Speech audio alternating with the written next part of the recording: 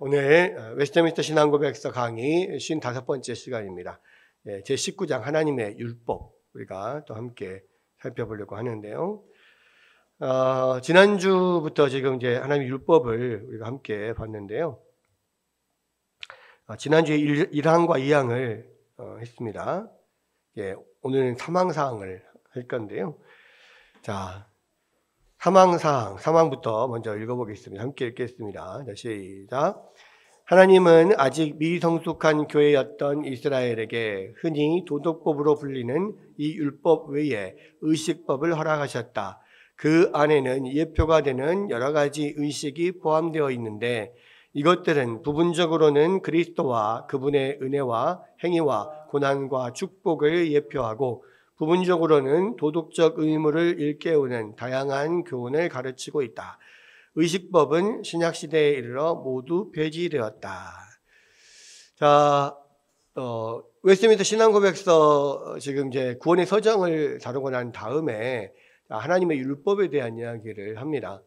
왜냐하면 우리가 구원을 받았다라고 해서 하나님의 율법이 우리에게 필요 없느냐? 그렇지 않다는 거죠. 하나님의 율법은 하나님에게서부터 온 것이기 때문에 결코 없어지지 않는 겁니다. 그러니까 하나님께서는 나의 입으로부터 나오는 말씀이 하나라도 땅에 떨어지지 않는다 그랬거든요. 그렇죠. 그래서 어떤 사람들은 구약시대에 주어진 말씀은 구약시대에 해당하고 폐지되었다 이렇게 생각하는데 그렇지 않다라고 예수님께서 분명히 말씀을 하셨고요. 이 말씀을 통하여서 우리가 율법을 통하여서 구원받지는 못합니다. 왜냐하면 아담에게 주어진 율법부터 시작해서 인간이 그 아담에게 있는 온전히 지킬 수 있는 능력을 가지고도 사실 지키지 못하였거든요. 근데 이제 아담 이후에 이런 부패한 그런 성향을 타고나는 죄 가운데 오염된 사람들은 당연히 하나님의 말씀을 율법을 완전하게 지킬 수가 없죠. 그래서 그러면 완전하게 지켜서 우리가 영생을 얻을 수 없다라고 하면 이 율법이 필요 없지 않느냐라는 건데 그럼에도 불구하고 필요하다는 겁니다.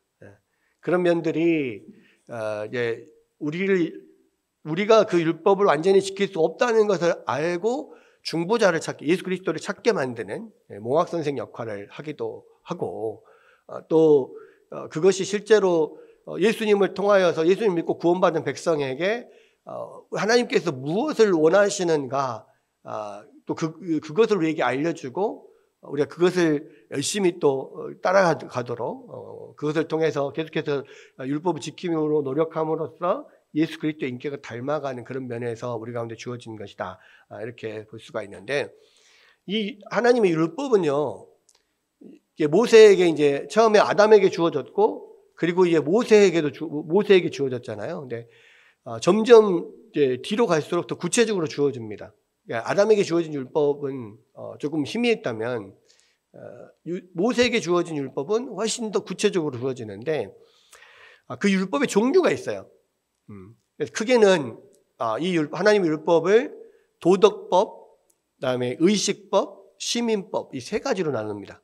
도덕법, 의식법, 시민법. 도덕법은 도덕이라고 하는 것은 뭡니까?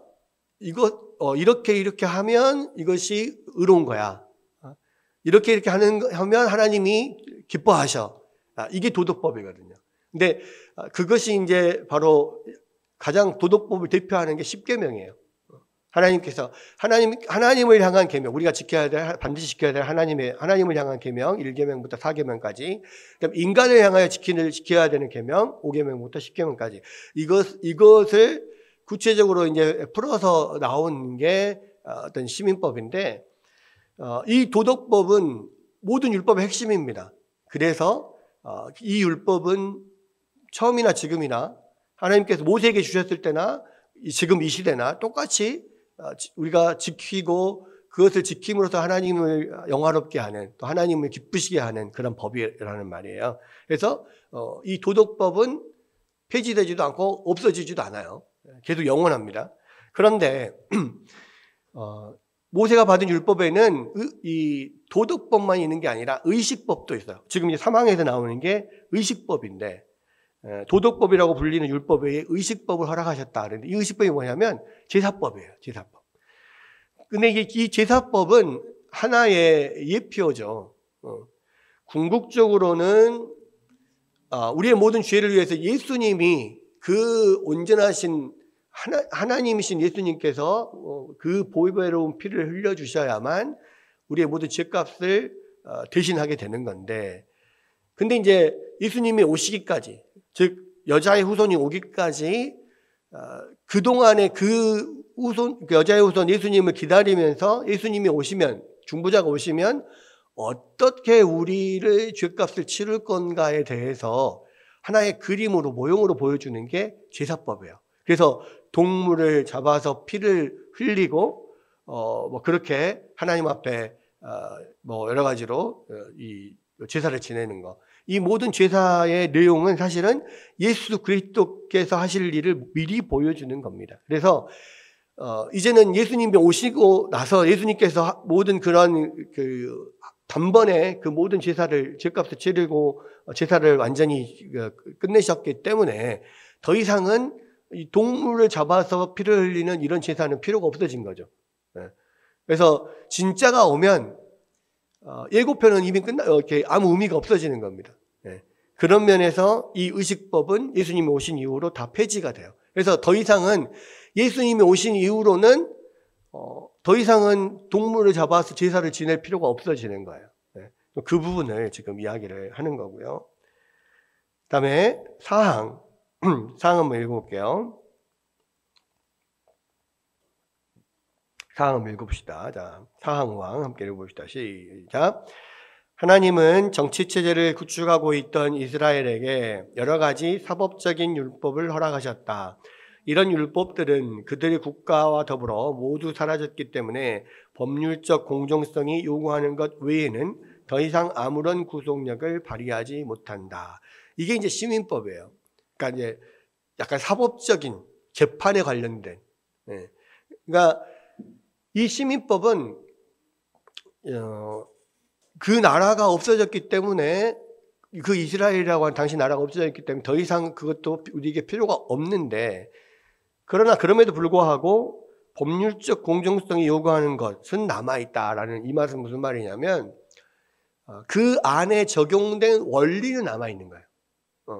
그러니까 그때 당시에 문화적, 사회적 배경에서 그 십계명 도덕법이 어떻게 그 사회적인 그런 어떤 배경 안에서 해석이 되고 거기에 적용이 되는지를 보여주는 게 시민법이거든요.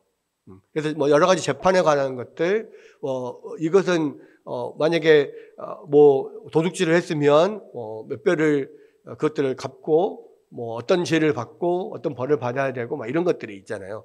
그런 게 십계명이 이 사회에 적용됐을 때 어떻게 적용이 되는가라고 하는 부분들이에요. 그래서 이제 그 시대적 배경이 지금 사라졌기 때문에 그 구체적인 내용 자체는 없어지지만 그 원리는 살아 있는 거예요. 원리는. 그래서 이 땅에서 적용하는 것도 우리가 그때 당시에 어떤 그들에게 주어진 이런 법들, 사법적인 내용들, 재판법들 이런 것들을 볼 때에 있는 그대로 지금 당장 우리 시대에 적용할 수는 없지만 거기에 적용되어 있는 하나님의 어떤 원리, 십계명의 원리가 뭔지를 우리가 파악을 하고 이 시대에 그 원리를 적용할 수는 있는 거죠. 그런 면을 우리가 봅니다. 그래서 크게 도덕법, 의식법, 시민법이 있는데, 도덕법은 문자 그대로 그때나 지금이나 똑같이 적용되는 거, 하나님의 법의 어떤 핵심이니까. 그다음에 의식법은 예수 그리스도께서 오셔서 다 이루셨기 때문에 이제는 더 이상 필요가 없는 거, 그것은 다 완전히 폐지되는 거. 시민법은 도덕법의 원리가 그때 당시 사회에 적용이 되는 거기 때문에 그때 당시 사회에 적용되었던 원리를 가지고 이 시대의 배경에 적용할 필요가 있다. 이렇게 이제 세 가지로 우리가 하나의 율법을 볼 수가 있다는 겁니다. 그 다음에 5항 볼게요. 한번 읽어봅시다. 자, 시작. 도덕법은 의롭다 하심을 받은 사람은 물론 다른 모든 사람들에게 영구히 복종을 요구한다. 그 이유는 그 안에 담겨 있는 내용만이 아니라 그것을 허락하신 창조주 하나님의 권위 때문이다. 그리스도께서도 복음 안에서 이 의무를 폐하지 않으시고 더욱 강화하셨다.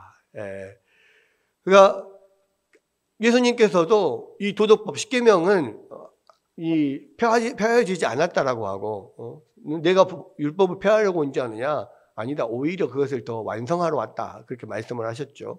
그리고 실제로 산상수훈이나 뭐 이런 곳에서 10계명을 오히려 더 강화해서 말합니다. 뭐 예를 들어서 너희가 살인하지 말라는 말을 들었으나 나는 너희에게 말하노니 형제를 미워하는 자마다 다 살인하는 자다. 미워하지 말라. 살인을 왜 하냐? 사람을 죽이는 이유는, 사람이 사람을 죽이는 이유는 뭐냐면 그만큼 화가 났기 때문이거든요. 그 사람을 엄청 미워하고 그 사람에 대한 분노가 있기 때문에 사람을 죽이는 데까지 이르는 거예요. 그러면 그 미움, 그 분노, 그것이 폭발하면 결국 살인까지 이어지는 건데, 살인을 안 했더라도 우리 안에 어떤 미움이 있고 사람에 향한 분노가 있는 것 자체는 또 이미 살인한 거야. 그러니까 훨씬 더 강화된 거죠. 그럼 사람 미워하지도 말라.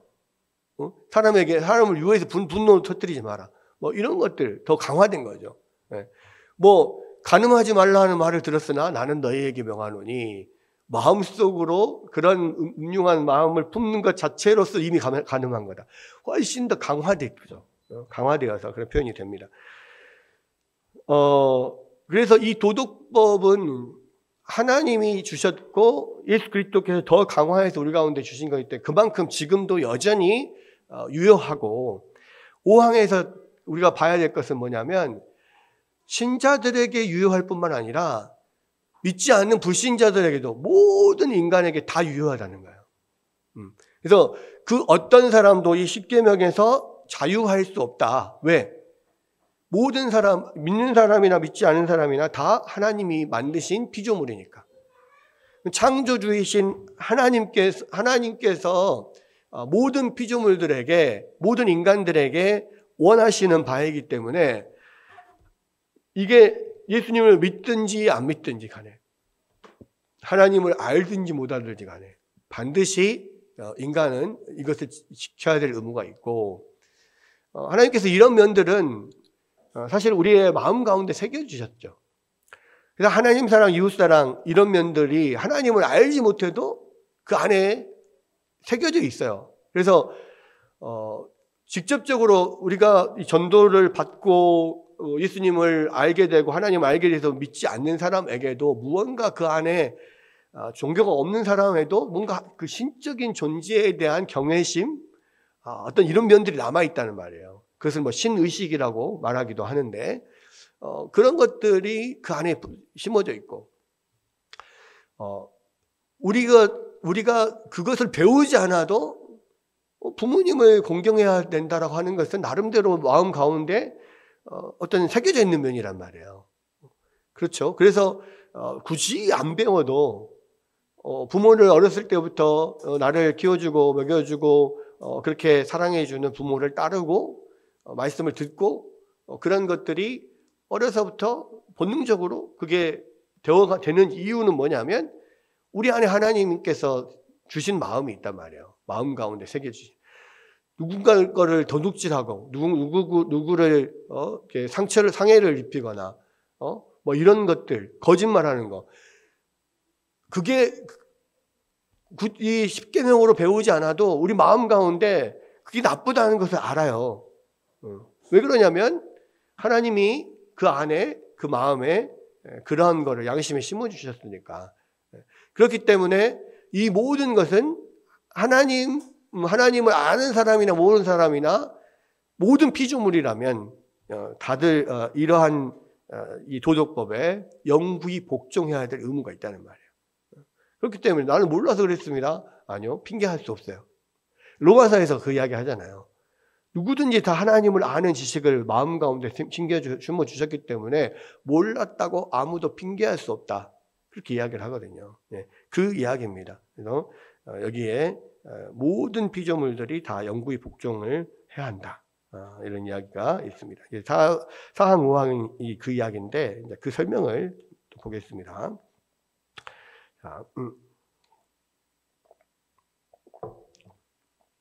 자, 하나님은 이스라엘 백성에게 도덕법 외에 의식법과 사법적인 율법을 허락하셨다. 시민법이다. 이렇게 이야기를 했죠. 자, 이 두 가지는 그 용도가 일시적이고 제한적이다. 그러나 도덕법은 보편적이고 항구적인 의무다. 좀 다르다는 거죠. 그다음에 첫 번째로 의식법은 유대민족이 교회로서 행해야 될 의무를 다룬다. 그랬습니다.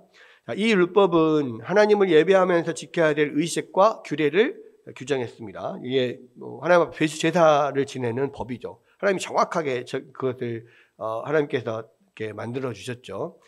자, 이 의식들은 주로 그리스도를 예표하며 그분을 통한 구원의 길을 아는 지식으로 인도한다. 그래서 모든 그 제사에 관한 법을 하나님이 하나하나 전부 다 정해 주셨어요. 그렇죠? 그래서 이 총 하나님 앞에 드리는 제사 5가지 제사가 있잖아요. 번제, 번제, 소제, 화목제, 속죄제, 속건제 이렇게 5가지 제사가 레위기에 나오잖아요. 그러니까 제사의 종류, 어떠한 제사를 드릴 때 어떻게 해야 되며, 번제 같은 경우는 제물을 다 태워서 드리고, 또 화목제물, 이런 감사를 위한, 또 서원을 위한 이런 제물들은 일부를 태워드리고, 나머지는 또 일부는 제사장에게 주고, 나머지는 그 함께 그 가족들하고 또 그곳에 제사 드리는 사람하고 함께 나눠 먹고 여러 가지 것들이 있습니다. 그런 것들이 하나님 앞에 하나하나 세세하게 하나님께서 정해 주셨고, 또 그 제사를 드리는 공간인 성막 자체도 하나님이 하나하나 그 양식을 불러주셔서 그 양식대로 만들게 하셨단 말이에요. 그럼 그러면은 처음에 성막들에서부터 시작해서 제단에 제사를 지내고, 거기서 물두멍에서 손 씻고 제사를 드리고, 성막으로 들어가서 거기에 촛대와 그리고 진설병이 있고, 거기에 향단이 있고 향이 올라가고, 또 1년에 한 차례씩만 대제사장만 지성소로 들어가서 그곳에서 또 제사를 지내고, 이런 모든 것들이 예수 그리스도께서 어떻게 우리를 위하여서 그런 속죄하시는가, 어떻게 우리를 위하여서 또 축복하시는가, 여러 가지 그런 내용들이 그 성막에서 제사를 지내는 그 모든 행동에 다 들어있단 말이에요. 또 이 제물 안에도 다 들어있고, 그래서 예수님께서 속죄제를 드리셨고 속건제를 어떻게 드렸고 이런 것들이 거기 안에 다 들어가 있어요. 그래서 이런 것들이 어떤 그 예수 그리스도를 예표하고 예수님을 통한 구원의 길을 보여주는 그러한 내용으로 딱 눈으로 볼 수 있는 그러한 구원의 서정, 이런 것을 보여주는 거란 말이에요. 그런 것입니다. 근데 이제 이런 모든 것들이 이제 예수 그리스도께 와서 이루어짐으로써 폐지가 됐다. 그런 겁니다. 그다음에 이제 그러면 의식법이 폐지된 이유가 뭐냐 그랬을 때, 이 율법의 자체적인 속성 때문이다 그랬어요. 그러니까 이 율법의 목적은 유대민족을 다른 민족의 우상 숭배에 빠지지 않게 하려는 것이다. 그래서 복음이 전파되어서 유대인과 이방인들이 그리스도 안에서 한 몸이 되는 순간 그들을 나누는 벽은 허물어지고 의식법은 필요 없어진다. 그러니까 예수님으로부터 이루어졌기 때문에 없어지는 면도 있지만, 이 제사적인 측면은 이방인들이 이방 신에게 드리는 제사와는 차별된 거거든요. 구별되어 있단 말이에요. 그래서 구별된 또 제사식을 주는 것은 사실은 이방인과 나누도록, 이방인에 물들지 않게 거룩한 백성들을 그들과 하나가 되지 않도록 하신 건데, 이제는 예수 그리스도 안에서 이방인이나 유대인이나 다 하나가 되었기 때문에 이 나누는 의식이 필요 없다는 거죠. 그래서 이제 이게 첫 번째 내용이고, 그래서 첫 번째 의식법이 없어진 이유고, 두 번째는 이 의식법이 다가올 좋은 것을 예표하기 때문이다. 그리스도 안에서 구체적으로 실현되는 것을 예표하기 때문에, 이미 실현됐기 때문에 없어졌다라는 겁니다. 또 세 번째 같은 이야기인데 사실은 이 율법이 그리스도와 그분의 죽음을 예표하고 상징하는 것이었기 때문이다. 그래서 그리스도께서는 죽음으로 하나님의 공의를 만족시킴으로써 이 의식이 예표하는 모든 것을 성취하셨습니다. 그래서 모든 예표는 폐지되는 것이 마땅합니다라는 거예요. 약간 예고편 같은 거죠. 영화 예고편. 영화가 개봉되지 않았을 때는 예고편이 굉장히 관심을 끌고 여기에서 예고편을 보면서 막 분석을 하죠. 이것이 이 예고편에 나온 어떤 실마리 그런 떡밥을 통해서 어떻게 이것이 진행될 것인가 막 그 고민하고 나름 막 예상하고 분석하고 재밌잖아요, 되게. 근데 막상 딱 본편 영화가 나와버리면 예고편이 아무런 의미가 없어요. 예고편 안 봅니다. 그렇죠? 그런 것처럼 똑같은 거예요. 예. 이거는 예고편의 역할을 하는 것뿐이기 때문에 본편이 나왔으니까 없어지는 거예요. 그다음에 4번은 의식들이 예루살렘 성전에 대부분 국한되었기 때문이다. 그래서 성전이 파괴되면서 의식들도 함께 사라졌다. 그러잖아요. 성막에서 이제 예루살렘 성전으로 옮겨져서 예루살렘 성전 안에서 모든 것들이 이루어져요. 그래서 모든 유대 백성들은 1년에 3차례씩 무조건 예루살렘 성전에 와서 이 제사를 드려야 되는데 예루살렘 성전이 없어져 버렸어. 그럼 당연히 이 제사를 드릴 수가 없는 거죠. 그러니까 예수님께서 그 십자가에서 모든 것을 이루신 이후에 그 이후에 예루살렘 성전이 이 예의대 한 70년경에 완전히 로마에 의해서 티투스 장군에 의해서 완전히 폐파가 돼버리죠. 그렇기 때문에 더 이상은 필요가 없게 되는 겁니다. 그래서 이제 그 이후부터는 이제 각 회당에서 랍비들을 통해서 하나님의 말씀을 계속 율법을 가르치는 걸로만 이렇게 진행이 되게 되는 거죠. 그다음에 5번째는 사도들이 분명히 가르치는 대로 새 언약의 시대에는 더 이상 의식이 필요하지 않기 때문이다. 그래서 히브리서의 주제 가운데 하나는 의식법이 폐지되어야 될 근거를 제시하는 거다. 그래서 히브리서에는 이 유대인의 의식, 유대인의 이 제사가 어떻게 예수 그리스도를 통해서 이루어졌는지를 잘 설명을 하고 있습니다. 그런 면들. 그래서 사도들의 어떤 설명대로 의식법이 더 이상 필요하지 않다라는 것이 이유입니다. 그래서 제사 직분이 바뀌어졌기 때문에 율법도 반드시 바꿔진다라는 게 히브리서 7장 12절 말씀이에요.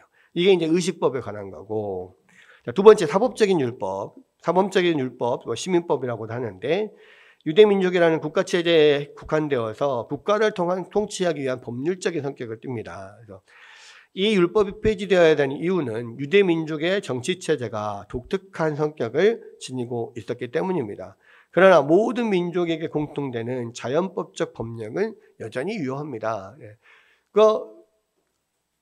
사실은 유대인들에게 적용되는 것들이 일반적인 사람에게 적용되는 것과 다른 게 엄청 많아요. 그렇잖아요. 사실은 가장 대표적인 게 안식일법이고, 그런 안식일법은 모든 다른 어떠한 나라들에도 안식일은 없거든요. 근데 이제 그런 것들이 결국은 이제 유대 안에서만 이루어졌던 거, 그 안식일법도 사실 예수 그리스도 안에서 안식이 이루어졌기 때문에 그 이후로서는 그런 토요일을 안식일로 지키는 이 일이 없어졌죠. 그러나 예수 그리스도가 부활하심으로 그 안식이 완전히 이루어졌기 때문에 부활하신 주일을 우리가 안식일로 지키는 것이고, 또 그럼에도 불구하고 이 사람들이 안식일을 지켰던 막 그 엄청나게 철저하게 지켰던 그 모든 것들을 이 시대에 다 지키는 게 아니에요. 예수님도 그렇게 이제 안식일을 지키는 것에 대해서 예수님도 이제 강력하게 비판하기도 하고 그랬잖아요. 그래서 그렇게 조문에 너희들끼리 안식일을 거룩하게 지키기 위해서 너희들이 막 만들어냈던 그것을 지키느라고 그 정신을 원리를 이렇게 해치는 것을 예수님이 굉장히 비판을 하셨던 것처럼 지금도 마찬가지입니다. 그래서 안식일의 정신이 우리가 주일을 지키는데 필요한 거지, 안식일에 이것을 해야 되고 이것은 하지 말아야 되고 막 이러한 것은 철저하게 막 그런 외적인 면을 지키는 것은 사실 바리새인이나 마찬가지다라는 거죠. 그런 면에서 사실 우리가 안식일을 지킬 때 하나님 앞에 나와서 예배 드리고 함께 성도들께 사랑을 나누고 또 주님께서 원하시는 일들 감당하고 이런 것들 하면 되는 거거든요. 그런 부분들 우리가 이제 있습니다. 그래서 그런 유대 사회에 특별하게 있는 그런 것들 말고 이제 모든 사람들에게 공평하게 이렇게 공통되는 그런 것들은 여전히 유효하다. 그때의 어떤 시대적 배경에만 국한된 거 말고 만국 공통 모든 시대의 모든 사람들에게 적용되는 것들은 하나의 그 원리인데 그 원리를 가지고 현대에 적용하는 것이 필요하다라는 겁니다. 다음에 세 번째, 도덕법이 도덕법으로 불리는 이유는 일시적인 의무만을 다루는 설정법과는 달리 도덕적 행위를 규정하고 있기 때문이다. 그래서 도덕이라고 하는 것은 예나 지금이나 복음을 막론하고 모든 사람에게 마땅히 그러할 만하다라고 그렇게 받아들여지는 거잖아요.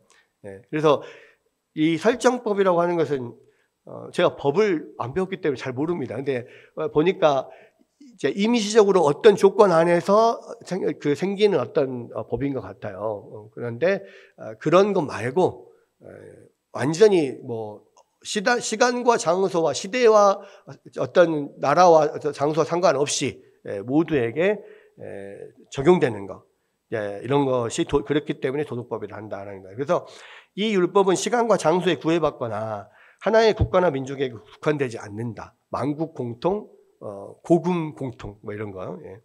이 율법은 창조주 하나님과 피조물인 인간관계에 근거하기 때문에 시대를 초월한 권위를 발휘한다. 그러니까 결국 도덕법의 핵심은 하나님을 향한 관계, 또 인간을 향한 어떤 의무, 하나님을 향한 의무, 인간을 향한 의무 이거잖아요. 그렇기 때문에 시대를 초월한 권위를 가지고 있다라는 겁니다. 그다음에 이 조항은 의롭다 하심을 받은 사람들은 물론 다른 모든 사람들에게 영구히 복종을 요구한다는 말로 신자들이 도덕법의 의무에서 해방되었다고 주장하는 율법폐기론자들의 어떤 주장을 논박하고 있다. 그러니까 율법폐기자들이 항상 나와요. 율법은 더 이상 필요 없다. 근데 이게 항상 두 개가 어떤 극자와 극우를 막 왔다 갔다 하는 겁니다. 율법 폐기론은 예를 들어서 극자예요. 근데 이것들을 막 더 끌고 가다 보면은 율법주의자로 또 빠질 수도 있어요. 근데 이제 이것도 아니고 정확하게 중심을 잡고 우리가 나가야 되는 면이 있어요. 근데 이제 이때 당시는 율법 폐기론자들이 많았거든요.